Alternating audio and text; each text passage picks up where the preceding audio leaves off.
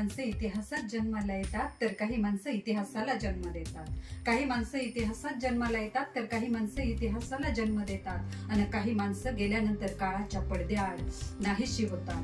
काही माणसं गेल्यानंतर काळाच्या पडद्याआड नाहीशी होतात तर काही माणसं काळाचाही कर्दनकाळ बनतात. आणि असेच होते महात्मा ज्योतिराव फुले.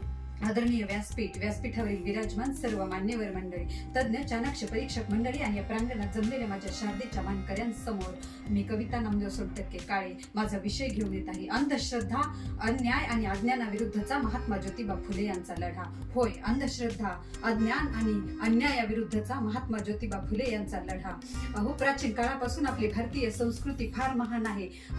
प्राचीन काळापासून स्त्रियांची भूमिका ही सातत्यानं बदलत गेलेली आहे.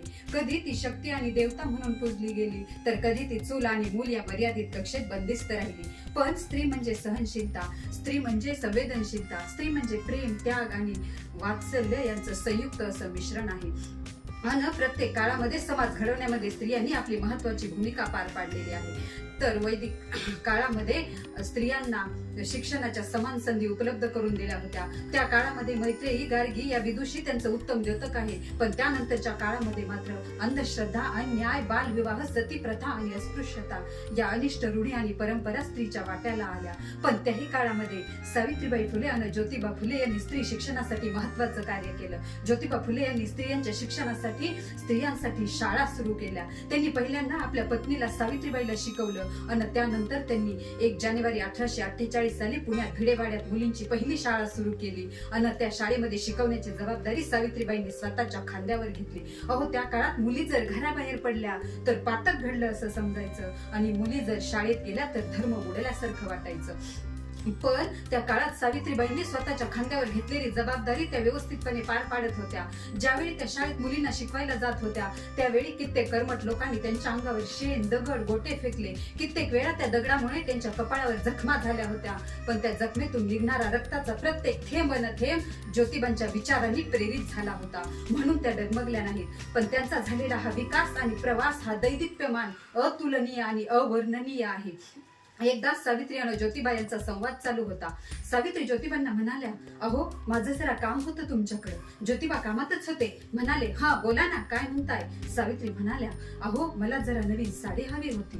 सावित्री, आजपर्यंत तू माझ्याकडे कधीच आणि काहीच मागितलं नाही आणि आज अचानक नवीन साडी? हो, ज्यावेळी मी शाळेत जाते ना त्यावेळी शाळेत जाताना काही कर्मठ लोक माझ्या अंगावर शेण, चिखल, दगड, गोटे फेकतात. मला त्याचं दुःख वाटत नाही, पण माझी साडी खराब होते आणि माझ्याकडे एकच साडी आहे. मग 2 साड्या जर असतील तर एक साडी मी शाळेत गेल्यानंतर धुवून वाळत घालू शकते आणि त्यासाठी मला नवीन साडी हवी आहे. सावित्रीचं हे बोलणं ऐकून ज्योतिबाला आपल्या पत्नीचा अभिमान वाटला.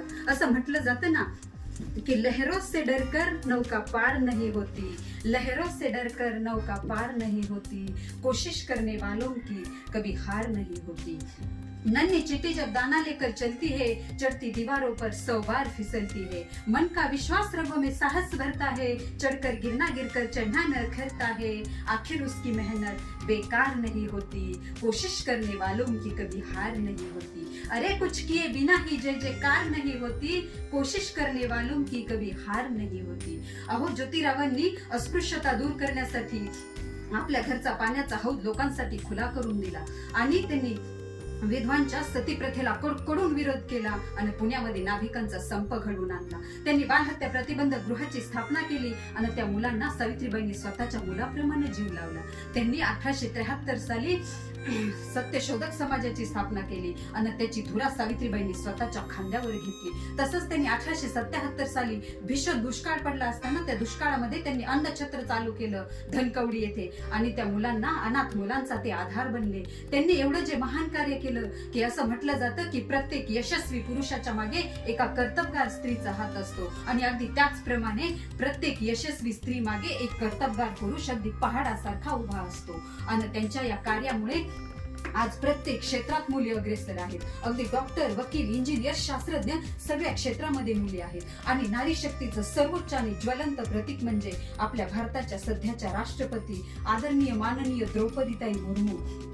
ज्यावेळी एका खेडेगावातील एका आदिवासी भागातील स्त्री देशाच्या सर्वोच्च घटनात्मक पदावर विराजमान होते, तेव्हा ती केवळ एक नारी नसते, तर अखंड नारी जातीचा स्वाभिमान असते, सन्मान असते. आणि हे शक्य झालं सावित्री आणि ज्योतिबा यांच्यामुळे. पण सन 1890 साली ज्योतिबांना अर्धांगवायू झाला, तरीही त्यांनी आपलं कार्य सतत चालू ठेवलं आणि त्यामध्येच ते काळाच्या पडद्याआड झाले. आणि सन 1897 साली सावित्रीबाई फुले ह्या प्लेग झालेल्या रुग्णांची सेवा करत होत्या आणि ती सेवा करता करता त्यांनाही प्लेग झाला आणि त्याही अनंतात विलीन झाल्या, त्याही काळाच्या पडद्याआड गेल्या. पण सावित्री ज्योती हे केवळ एक नाव नव्हतं, तर ती अखंड तेवत राहणारी ज्योत होती आणि ज्योत कधीही विझत नाही. सावित्री आणि ज्योती हे केवळ एक नाव नव्हतं, तर तो अखंड चालत राहणारा हा वारसा आहे. ती एक क्रांती आहे आणि क्रांती कधीच मरत नाही. ती एका पिढीकडून दुसऱ्या पिढीकडे जबाबदारी म्हणून सोपवली जाते आणि त्यांनी केलेलं हे काम खरोखर वाखाणण्याजोगं आहे, अतुलनीय आहे आणि अवर्णनीय आहे. मग त्यांच्यासाठी मी शेवटी एवढंच म्हणेन की सावित्री ज्योतिबा, तुमच्या उत्तुंग भरारी पुढे आकाशही ठेंगणे भासावे, तुमच्या उत्तुंग भरारी पुढे आकाशही ठेंगणे भासावे आणि तुमच्या विशाल पंखाखाली आम्हा नारी जातीचे अखंड विश्व वसावे, तुमच्या विशाल पंखाखाली आम्हा नारी जातीचे अखंड विश्व वसावे. एवढं बोलून मी इथेच थांबते. धन्यवाद. जय हिंद, जय महाराष्ट्र, जय ज्योती, जय क्रांती, जय सावित्री. प्रेक्षक हो, तुम्हाला आमच्या स्पर्धकाचा व्हिडिओ नक्कीच आवडला असेल. आता या स्पर्धकाला जिंकवून देण्यासाठी तुम्ही सुद्धा मदत करू शकता. या स्पर्धकाचा व्हिडिओ लाईक करून, तसेच स्पर्धकाला प्रेरित करण्यासाठी त्या व्हिडिओवर कमेंट करून आणि हो, जास्तीत जास्त लोकांपर्यंत हा व्हिडिओ शेअर करून. आणि हो, हा व्हिडिओ शेवटपर्यंत पाहिल्याबद्दल आपल्या सर्वांचे मनपूर्वक आभार.